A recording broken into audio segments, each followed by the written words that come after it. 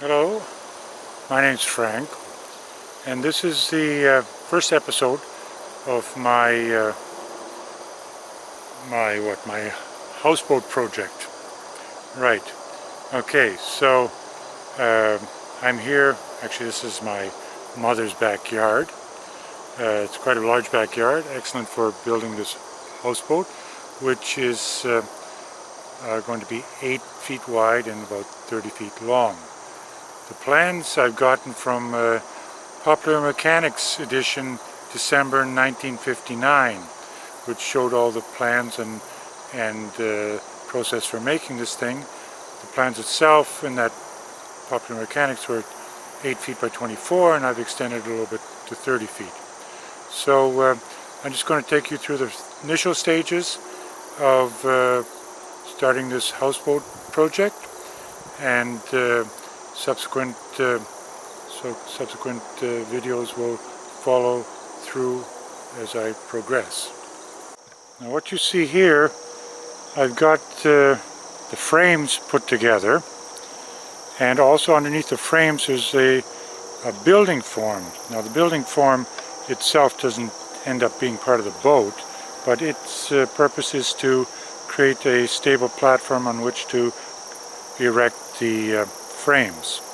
The frames themselves are already prepared in terms of notches to take in the centerboard and all the stringers, and now I'm in the process of erecting the frames onto the building form, and once I get them all up, we'll have a look to see what this thing looks like.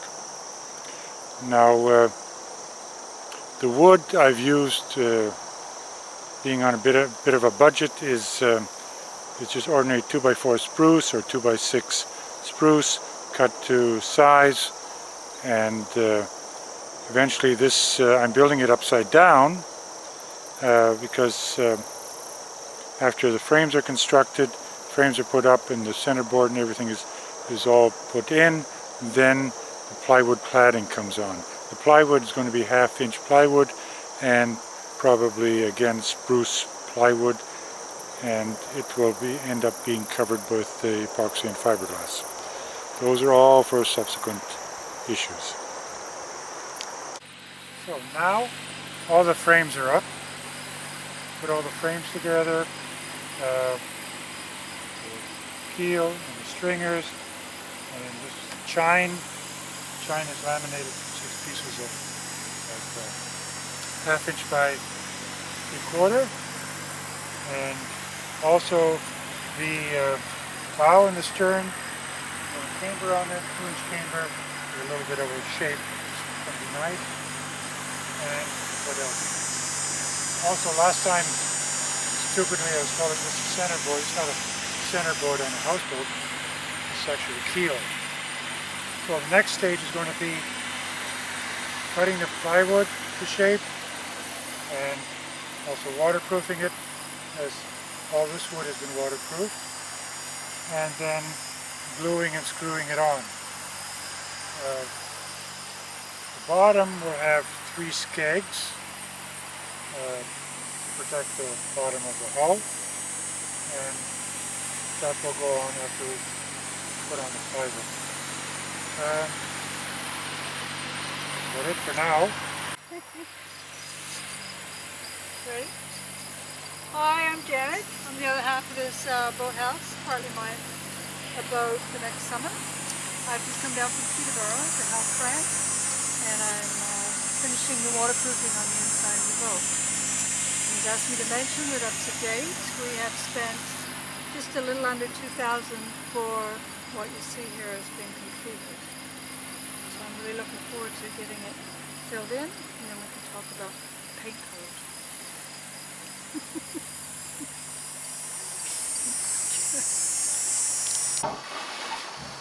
Well, I should also mention that in fiberglassing the boat, the side panels were all fiberglassed before attaching them to the frames.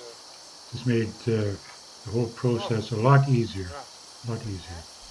And then afterwards, I just covered up the joints with fiberglass to seal off the areas of the joints.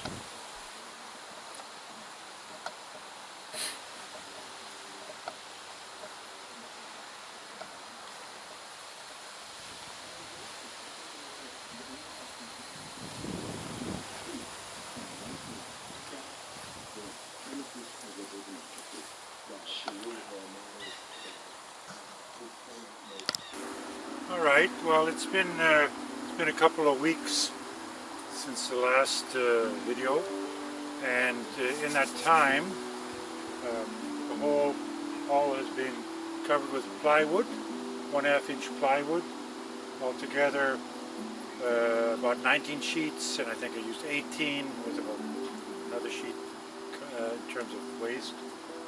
Also, after the plywood's been treated with one coat of the epoxy